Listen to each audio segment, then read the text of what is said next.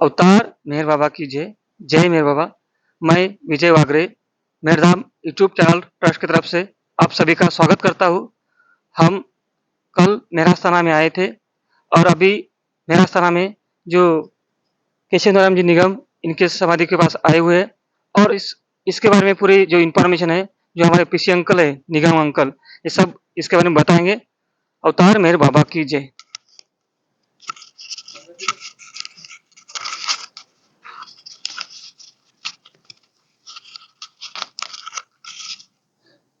अवतार मेहर बाबा की जय। बाबा के हृदय हमीरपुर और उस हृदय का एक विशेष स्थान मेहरास्ताना में इस विश्व में मेले पर आज जो भी प्रेमी आए हुए हैं उनका हम हृदय से स्वागत करते हैं।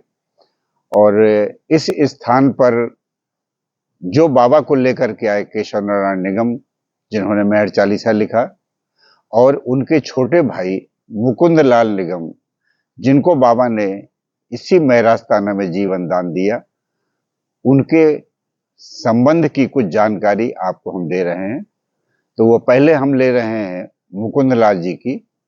मुकुंद लाल जी ये केशव जी के 7 भाइयों में, 7 ब्रदर्स में ये चौथे नंबर के थे। केशव जी तीसरे नंबर के थे और मुकुंद लाल जी चौथे नंबर के थे। केशव जी की जो शिक्षा और जो उनका बाबा के साथ में जो जीवन व्यतीत करने का समय था, उसमें मुकुंद लाल जी ने बहुत सहयोग किया। मतलब उन्होंने अपना जीवन ही केशव जी के साथ में लगा दिया, उनकी शिक्षा में, कि ये आगे बढ़ जाएं। लेकिन हुआ ये कि केशव जी को इस युग के अवतार मेहर बाबा का प्रथम दर्शन 30 अगस्त 1949 को ये मेहराबाद में हुआ, जब 5 लोगों को बाबा ने वहां बुलाया था। और उसके बाद बाबा न्यू लाइफ में चले गए। उस न्यू लाइफ में जाने के बाद जो 2 साल का पीरियड था न्यू लाइफ का, इसमें केशव जी ने बाबा के साथ इतना सेपरेशन फील किया, इतना विरह फील किया कि उसी पीरियड में 1950 में केशव जी ने मेहर चालीसा की रचना 7 डेज में कर डाली। उसके बाद बाबा न्यू लाइफ में चले गए। जब न्यू लाइफ से लौट करके बाबा आए तो 52 में जब कार एक्सीडेंट हुआ अमेरिका में बाबा का, उस कार एक्सीडेंट के बाद जब बाबा लौट करके आए वहां से, तो बाबा ने हमीरपुर के प्रेमियों को बुलाया और बुलाने के बाद में कहा कि मैं हमीरपुर में दर्शन दूंगा अपना। उस दर्शन की जब ये बात चली, तो इसी दर्शन पीरियड के बीच में जो नवंबर में बाबा ने दर्शन दिया 1952 को, उस दर्शन का जब ये शुरू हुआ, तो इस दर्शन के साथ में जो मुकुंद लाल जी थे, केशव जी के भाई, इनका विवाह नहीं हुआ था और इनको कुष्ठ रोग था, लेप्रोसी थी। और ऐसी लेप्रोसी थी कि स्किन इनकी थिक हो गई थी, मोटी थी, रफ टाइप की थी, और इसमें से पस निकलता था। स्किन बर्स्ट कर जाती थी, उससे पस निकलता था, उससे इतनी दुर्गंध आती थी कि कोई भी इनके पास में नहीं बैठता था। ऐसी स्थिति में इनकी सेवा मुकुंद लाल जी की मदर, यानी हमारी ग्रैंड मदर, ये उनकी सेवा करती थी, क्योंकि ऐसी स्थिति में बेटे की सेवा मां के अलावा आज कोई भी नहीं कर सकता है। उन्होंने उनकी सेवा की। उस सेवा करते करते जब ये बीमारी चल रही थी, तो इनके लेफ्ट साइड में हार्ट के पास में एक फोड़ा हो गया, कार्बंकल टाइप का हो गया यहाँ पर। और वो फोड़ा इतना बड़ा हो गया कि वो जो बीमारी इनकी लेप्रोसी की थी वो तो एक तरफ थी, उससे ज्यादा ये फोड़ा इनको कष्ट देने लगा। जब वो कष्ट देने लगा तो उस फोड़े का ऑपरेशन ही केवल उसका एक उपाय होता है, बाकी उसमें कुछ नहीं हो सकता है। तो उनको लेकर के कानपुर ले जाया गया और कानपुर के हैलट हॉस्पिटल में उनको एडमिट किया गया ऑपरेशन के लिए। डॉक्टर ने चेकअप किया, डॉक्टर ने कहा कि इनका ऑपरेशन करना पड़ेगा, ऑपरेशन होगा। जब ऑपरेशन का समय आया तो डॉक्टर ने फॉर्म, जो एक्सेप्टेंस फॉर्म होता है कि जिसमें डॉक्टर की जिम्मेदारी नहीं होगी अगर ऑपरेशन के बीच अगर कुछ हो जाता है, तो उसमें जब दस्तखत करने के लिए कहा गया तो फैमिली का कोई भी मेंबर दस्तखत करने को तैयार नहीं हुआ। जब कोई नहीं तैयार हुआ तो उनकी मदर से यानी हमारी दादी से जब कहा गया तो उन्होंने कहा कि मैं भी दस्तखत नहीं करूंगी, कहीं मेरे दस्तखत से अगर ये मर जाए तो ये कलंक मेरे ऊपर लगेगा, इसलिए मैं दस्तखत नहीं करूंगी। और अब उनको मर जाने के अलावा कोई विकल्प नहीं था, तो उन्होंने कहा कि लाओ, मैं जब मरना ही है तो वैसे भी मरना है, तो इस ऑपरेशन में अगर मर जाऊंगा तो मैं जिम्मेदारी लेता हूं। और उन्होंने उसमें सिग्नेचर कर दिए, ऑपरेशन हो गया। ऑपरेशन के बाद में इतना गहरा घाव था कि उसमें कई गज जो ड्रेसिंग की जो वो थी वो अंदर चली जाती थी। ऑपरेशन करने के बाद में डॉक्टरों ने कहा कि इनको घर ले जाइए, अब ये 2-3 महीने में मर जाएंगे। ये जो पीरियड था जिसमें डॉक्टरों ने कहा कि अब ये मर जाएंगे, तो केशव ये मुकुंद लाल जी मरने के लिए इस गांव में आ गए, अपने घर में आ गए। और इसी बीच में बाबा के दर्शन की तैयारी के लिए बाबा ने हमीरपुर के प्रेमियों को बुलाया था। इनको जब ये मालूम पड़ा मुकुंद लाल जी को कि लोग मेहर बाबा के पास जा रहे हैं, मेहराबाद जा रहे हैं, तो उनको हुआ कि मरने के पहले मैं भी ना मेहर बाबा के दर्शन कर लूं, जब मरने ही तो मैं भी ना दर्शन कर लूं। लेकिन ले कौन जाएगा ऐसी हालत में, इनको ले कौन जाएगा जहां पर पस निकल रहा है, बदबू आ रही है, इनको लेके कौन जाएगा। तो इनको एक उपाय सूझा कि इन्होंने सब मालूम कर लिया कि कब जाना है, कहां से ट्रेन पकड़नी है। झांसी से ट्रेन पकड़नी है, तो इन्होंने मुकुंद लाल जी ने इन लोगों को बिना बताए कैसे झांसी रेलवे स्टेशन में पहुंच गई है। और जब ये केशव जी वगैरह पहुंचे वहां पर मेहराबाद जाने के लिए, तो देखा प्लेटफॉर्म में वही भूत की शक्ल बनाई हुई उसी बीमारी के। जब देखा तो उन्होंने कहा कि तुम कैसे आ गए। तो उन्होंने कहा कि मेरी भी इच्छा मेहर बाबा के दर्शन करने की थी, तो तुम लोग तो नहीं लाते, तो मैं आप तुम लोगों के बिना बताए यहां पर आ गया हूं। ये गए वहां पर, और जाने के बाद जब पहुंचे तो बाबा मेहराबाद में धूनी के पास केबिन में बैठे हुए थे। ये लोग सब पहुंचे केबिन के अंदर। जब पहुंच गए, बाबा ने सबको देखा एक नजर से। बाबा पूछते हैं क्या सब लोग आ गए हैं। तो इन्होंने मुकुंद लाल जी को बाहर खड़ा कर दिया था क्योंकि बदबू आती थी। इसने कहा कि तुम अंदर ना चलो, तुमको दर्शन करा देंगे लेकिन तुम अंदर ना चलो। लेकिन सर्वज्ञ परमात्मा ने उनसे कहा कि क्या सब लोग आ गए। उन्होंने कहा कि बाबा, केशव जी ने कहा कि बाबा मेरा छोटा भाई मुकुंद लाल वो इस स्थिति में है कि वो बाहर खड़ा हुआ है, उसको नहीं लाए हैं, बाकी सब आ गए हैं। बाबा ने कहा बुला उसको। बाबा ने उनको बुलाया अंदर, एक नजर से देखा। ये नजर ही उनको जीवन दायनी थी, वो नजर उनकी। और देखने के बाद में बाबा ने डिस्कस किया दर्शन के बारे में, और केशव जी से कहा कि जब मैं दर्शन देने के लिए आऊं मेहरास्थाना, तो ये 24 घंटे का फास्ट करके मुझे मिले, और तुम इसकी याद मुझको दिलाना। ये मेहराबाद में बाबा ने केशव जी से कहा कि जब मैं आऊं तब तुम इसकी याद दिलाना, और ये 24 घंटे का फास्ट करके मुझे वहां पर मिले। 21 नवंबर का आज ही की तारीख है। आज ही के दिन बाबा आए, और आने के बाद में ये 10 दिन में झोपड़ी बन करके तैयार हुई थी। 10 डेज में ये झोपड़ी बनी हुई है, गीली मिट्टी की थी। उस गीली की मिट्टी में दुनिया का मालिक कैसे उसने 3 रात विश्राम किया। बड़े बड़े शहरों के महलों को उसने कहा कि मैं इसमें नहीं रुकूंगा, मैं यहां अपने घर पर रुकूंगा। उसके बाद जब बाबा जैसे ही आंगन में खड़े हुए, सीढ़ी से उतरे, हमें तो याद है उसकी, बाबा कार से उतरे, उतर करके लोग पीछे, एरज जी और केशव जी पीछे, वो दौड़ते चढ़ करके सीढ़ी में आंगन में खड़े हो गए। तब तक पीछे पीछे एरज जी आए और केशव जी आए। जब वो खड़े हुए तो खड़े होने के बाद में बाबा ने 2 प्रश्न पूछे। एक प्रश्न एरज जी से पूछा और एक केशव जी से पूछा। पहले केशव जी से पूछा प्रश्न कि इस स्थान पर पहले कौन रहता रहा है। तो केशव जी ने कहा बाबा यहाँ तो ये जंगली जानवर रहते थे, ये शेर, चीता, ये इस तरह के जंगली जानवर यहाँ पे रहते थे, और इसके अलावा 2 प्रेतात्माएं भी रहती थी यहाँ पर, जहां ये झोपड़ी बनी हुई है। तो बाबा एरज जी की तरफ मुड़े, देख सुन रहे हो तो मुझे कहां ठहराया गया है।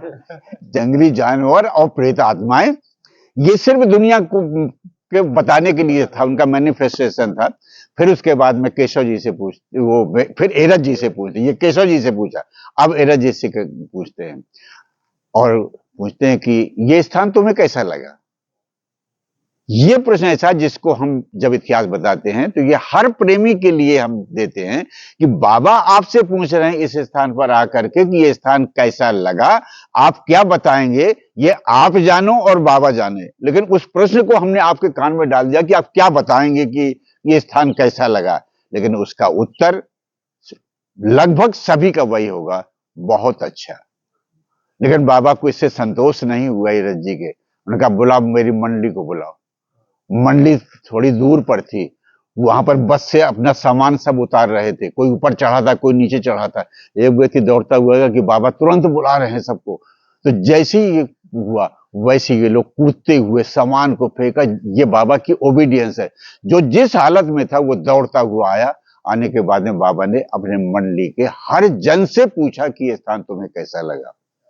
इतना करने के बाद केशव जी ने बाबा से कहा, बाबा मेरा छोटा भाई आ गया है, मुकुंदलाल, जिसको आपने ये 24 घंटे को फास्ट करके आया। बाबा ने कहा ये नीचे सीढ़ियों के पास खड़े थे मुकुंदलाल जी, बुलाया, ये ऊपर आगे आए।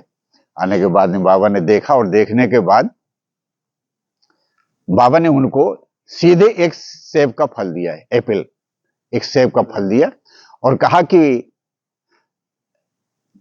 परमात्मा की कृपा से बाबा मुझे 15 अप्रैल 1953 तक पूर्ण रूप से चंगा कर दें।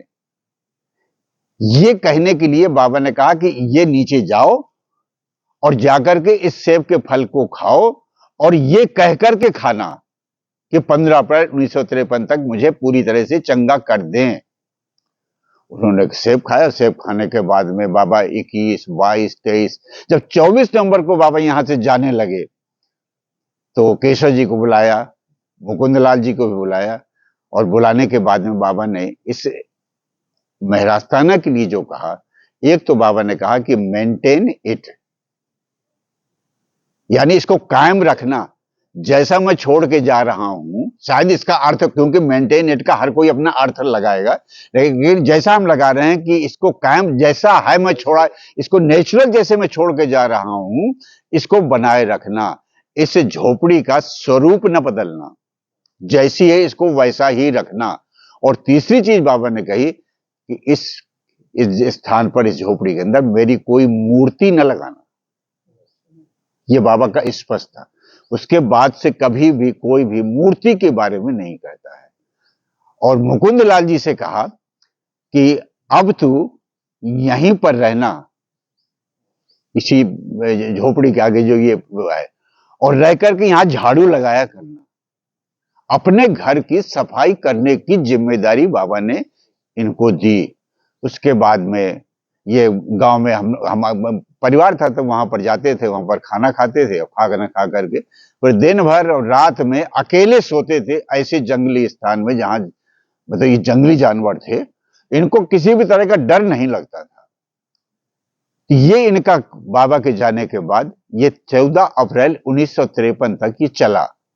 और सुबह जब उठते थे तो पूरे बॉडी से स्किन, जो भूसी है, जो रफ है, वो छूटती थी, जैसे सिर में निकलती है कभी कभी, वैसी इतनी निकलती थी कि ढेर लग जाता था, इतनी निकलती थी। स्किन मोटी थी, क्रैक कर गई थी तो उसमें से पस निकलता था और पेन भी होता था। ये सब इनका 14 अप्रैल 1953 तक चला। 14 अप्रैल की रात में जब ये सोए यहां पर, और सोने के बाद जब 15 अप्रैल को सुबह उठे तो स्किन नॉर्मल थी, बॉडी में, स्किन में किसी भी तरह की लेप्रोसी का कोई भी चिन्ह नहीं था। उसके बाद में जो उनका शेष जीवन था पूरा का पूरा झाड़ू लगाने में लगा। उसके बाद में 79 में उनका बॉडी ड्रॉप हुआ। जिस समय बॉडी ड्रॉप हुआ रात में, उस समय पर केशव जी भी वहां पर थे, हम भी वहां पर थे। वो लास्ट से देखा, लास्ट से ब्रीदिंग देखी कि किस तरीके से ये डायफ्राम काम करता है, जैसे ब्रीदिंग बाहर जाती है अंदर आती है।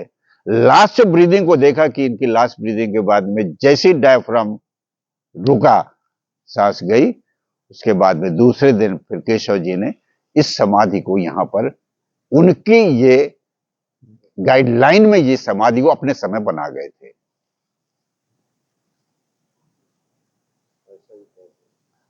अब हम आते हैं जिन्होंने इस समाधि को यहां पर बनवाया, श्री केशव नारायण जी निगम। इनकी समाधि के सामने हम लोग बैठे हुए हैं और इस समाधि के बारे में हम केवल पीछे का न जाकर के, क्योंकि केशव जी उन लोगों में थे जो इस गांव में लाने का जिनको श्रेय है। इस छोटे से गांव में मतलब ये थे, बाबा ने कहा कि यहां मैं तेरे कारण आया हुआ हूं, केशव जी से कहा था। और जब बाबा की सेकंड विजिट हुई 9 फरवरी को, तो उस 9 फरवरी की विजिट में बाबा ने रात्रि जागरण यहां पर किया था। उस रात्रि जागरण में जब बाबा अपने को डिक्लेयर करने जा रहे थे, अपने अवतारत्व की खुली घोषणा करने जा रहे थे, जो रात्रि में 12:50 पर मिडनाइट में 12:50 यानी 0:50 आवर्स में जब करने जा रहे थे, बाबा ने केशव जी को बुलाया और बुलाने के बाद में एरज जी पास में थे। बाबा ने अल्फाबेट पर केशव जी के लिए कहा कि तुझे नहीं मालूम कि इस क्षण में तुझे कौन सा भाग्य दे रहा हूं। तो कौन सा भाग्य दे रहे हैं बाबा, आपके अलावा कौन जान सकता है। तो उन्होंने हाथ जोड़े कि बाबा आपके अलावा कौन जान सकता है कि आपने कौन सा भाग्य दिया। लेकिन उसे केशव जी समझ नहीं पाए, कोई नहीं समझ सकता था कि कौन सा भाग्य दे रहे हैं। लेकिन जैसा हम लोग हमारी बुद्धि में आया उसके अनुसार जो हम आप सबको बता रहे हैं वो ये था कि केशव जी का जो बॉडी ड्रॉप था वो 8 फरवरी 1987 को हमीरपुर में हुआ, जहां पर उनका बाबा का ऑफिस था। बाबा के हाथ से अपॉइंटमेंट लेटर दे दिया हुआ, ऑफिस का काम जहां पर करते थे उस घर में उनका बॉडी ड्रॉप हुआ 8 फरवरी 1987 को। अब उसके बॉडी ड्रॉप के बाद अब ये था कि अब करें तो क्या करें। तो फिर हुआ कि इनको मेहरास्थाना ले चलेंगे। 8 फरवरी थी, 8 फरवरी वो डेट थी, 8 फरवरी 1954, जब बाबा केशव जी के यहां सेकंड विजिट में घर में गए थे। और वहां पर अंदर घर के जाकर के बरामदे में खड़े होकर के बाबा ने केशव जी और उनकी मिसेज यानी हमारी जो मौसी थी, उन दोनों से कहा कि मेरी आरती करो। उन्होंने आरती की, लेकिन हम उधर से और कुंडा लेकर फिर हम इधर आ रहे हैं। तो वो 8 फरवरी थी जब बाबा केशव जी के घर में 8 फरवरी 1954 को घर में थे, अपनी आरती कराई थी।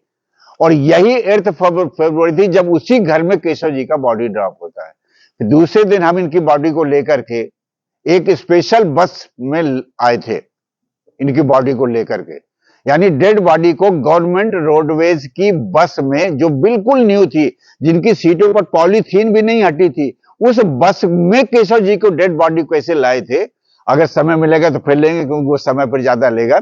उस बस में लाए केशव जी को। ये वो हस्ती थी, ये उस शहंशाह का बंदा था जिसके लिए ये बस कोई अर्थ नहीं रखती।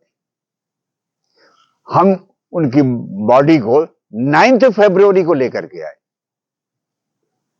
और वो भी बड़ी मुसीबत से लेकर के, कोई तैयार नहीं होता था ले जाने के लिए, लेकिन लाए उनकी बॉडी। पूरी बस भरी हुई थी, ढोलक भी ले ली थी, मंजीरे भी लिए थे, रास्ते भर गाते बजाते उनको लेकर के आए। और गांव के बाहर एक जगह पर वो बस आगे नहीं बढ़ी तो उनको उतारा, स्ट्रेचर था, 4 लोगों ने कंधे पे रखा, पीछे सच्चिदानंद परमानंद की धुन करते हुए लेकर के आए। तो दर्शन स्थल पर रखा, दर्शन स्थल के बाद में फिर झोपड़ी के आगे रखा, वहां पर आरती प्रार्थना की। और उसके बाद में ये वहां पर हम लोगों को इंस्पिरेशन मिल रही थी कि इनको कहां पे समाधि किया जाए। तो ये था कि केशव जी ने ये बता तो दिया है, ये मुकुंदलाल जी की समाधि बना करके बता तो दी है, किसी के बगल में मेरी भी बना देना। ये जैसे इंस्पिरेशन मिल रहा हो, गाइडेंस मिल रही हो, तो इसी के बगल में ये यहाँ पे खुदाई हो गई।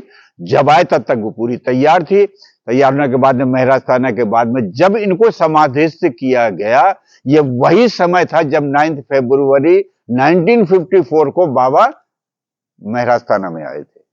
उसी समय इनको यहां पर समाधिस्थ किया गया।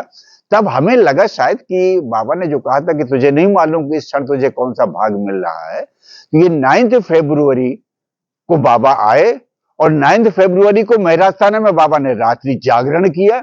उसी रात्रि जागरण में बाबा ने अपने को अवतार घोषित किया और उसी में कहा था कि तुझे नहीं मालूम मैं तुझे कौन सा भाग दे रहा हूं। शायद 9 फरवरी को केशव जी के बॉडी को यहां समाधिस्थ करना शायद ये वो भाग्य है कि जब जब इस बाबा के डिक्लेरेशन की अवतारत्व के डिक्लेरेशन की ये नाइट जागरण मनाया जाएगा, तब तक केशव जी की पुण्यतिथि भी मनाई जाएगी। इस डिक्लेरेशन से केशव जी ये अमर हो गए और उसके बाद में 1 साल के बाद जब ये फिर से यहाँ पे कार्यक्रम हुआ, तो अभी आप लोगों ने देखा होगा, अभी सुबह हमने एक भजन कराया था, उसका मेंशन आएगा। उसने वो भजन जो गाया था, उस भजन में वो तुरंत तैयार करता है, वो करता है। 1 साल के बाद में यानी 88 फरवरी की बात है, 9 फरवरी की, जो उसने भजन गाया था कि महरास्ताना में बाबा की बड़ी कृपा बरसी है। महरास्ताना में बाबा की बड़ी कृपा बरसी है और जिनके कारण बरसी है, आज उन्हीं की बरसी है। तो इस तरीके से ये हर साल हम लोग पूरी रात केशव जी को समाधिस्थ करने के वाले पूरी रात जागरण किया, रात भर भजन गाए गए। ऐसा किसके उसमें होगा? लेकिन वो जो सोल थी, वो बाबा की सोल थी। बाबा ही उनकी लाइफ को पूरा का पूरा गाइड कर रहे थे। बताने को तो इतना है कि चलेगा तो ये आप थक जाएंगे, ये भी सब आउट ऑफ ऑर्डर हो जाएगा। बाबा की जय। थैंक यू अंकल, बहुत ही सुंदर, बहुत ही अच्छी जो वार्ता है, जो केशव नारायण जी निगम इनके बारे में बताया है, इसलिए हम आपका थैंक यू कहते हैं। और इसको देख के सभी लोग बाबा प्रेमी वार्ता देख के सुन के लाइक करना चाहिए अंकल के लिए। अवतार मेहर बाबा की जय। हम इस थैंक यू के बदले में ये और जोड़ना चाहेंगे, ये जो थैंक यू कहा गया, तो हम इसमें कहेंगे कि ये thank you, the credit goes to beloved बाबा। इसका श्रेय जो है, जो अच्छा लगा, जिसके लिए थैंक यू आप कर रहे हैं, ये श्रेय बाबा आपको है कि आपने चाहा तो इतना सब ये हुआ, नहीं बाकी हम कुछ नहीं, बाबा आपने ही सब बुलवाया हुआ है, नहीं हमें क्या पता कि हमें क्या बोलना है। चलो जय अवतार मेहर बाबा की जय।